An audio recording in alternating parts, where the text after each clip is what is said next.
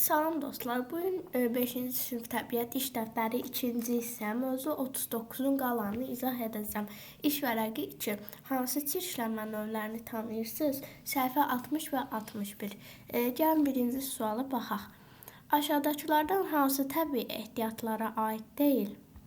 Hava bilirik ki, ən vacib təbii ehtiyatlardan biridir. Torpaq da təbii ehtiyatlara aiddir. Minerallar da. Ancaq plastik təbii ehtiyatlara aid deyil. Ona görə variantımız budur. 2. Aşağıdakılardan hansı ətraf mühitə ziyan vurur? Vəhşi heyvanlara sığınacaq qurmaq. Xeyr, bu ətraf mühitə ziyan vurmur. Meşələrin salınması, bu da vurmur.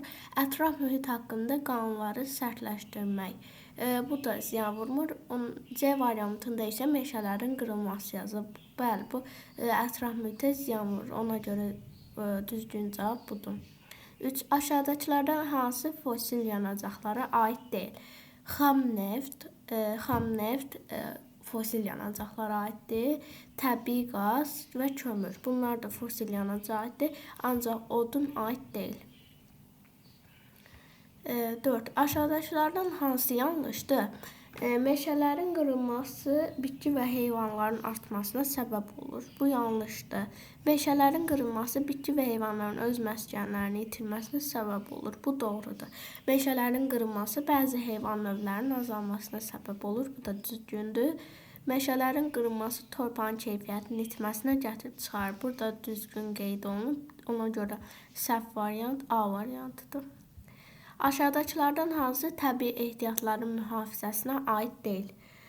Uzun müddətli duş qəbul etmək, bu aid deyil.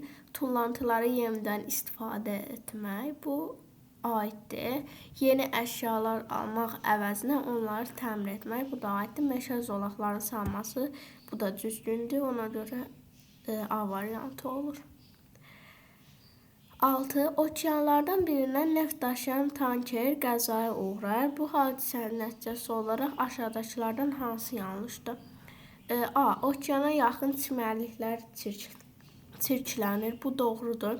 Canlılar üçün faydalı qida mənbəyi olacaq. Bu yanlış fikirdir. Canlılar məhv ola bilər. Okeanda yaşayan bitkilərin sayı azalacaq. Bu düzdür. Okeanda yaşayan heyvanların sayı azalacaq. Bu da doğrudur. Ona görə cavabımız B variantıdır.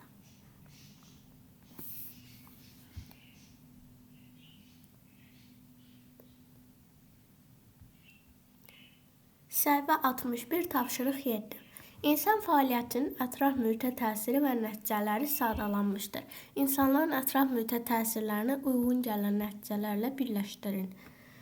Mineralların hasilatı, qida baxımından zəngin torpaqların məhv edilməsi,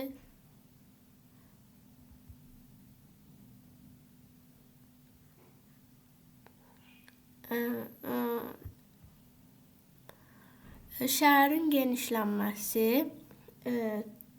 torpaq sürüşməsi,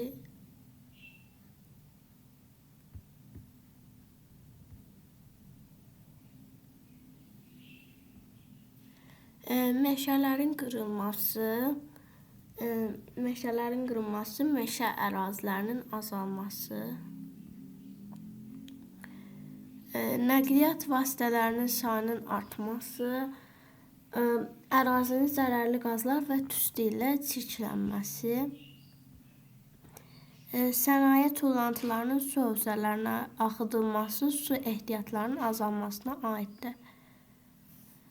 8-ci tapşırıq. Müxtəlif illər ərzində meşələrin qırılması qrafiki verilmişdir. Qrafikdəki əhali sayı ilə meşələrin qırılması haqqında düşüncələrinizi qeyd edin. Deməli, baxırıq bura.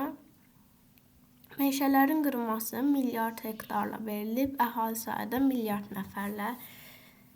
Meşələrin qırılması, deməli, bu ox meşənin qırılmasına aiddir. Bu isə qəhvəyi olan isə əhali sayına aiddir. Və nə deyə bilərik bu haqda? Əvvəlcə baxırıq ki, meşələrin qırılması daha azdır. Bu zaman əhali sayı azdır. Meşələrin qırılması sayı da meşələrin qırılması sayı da az verilibdir. Ancaq əhali çoxaldıqca insanların elə bil ağaclardan hazırlanan məmulatlara, oduna daha çox tələbatı artır. Ona görə də meşələri daha çox qırırlar. Bugünkü dərsimizdən bu qədər dostlar. Hələlik.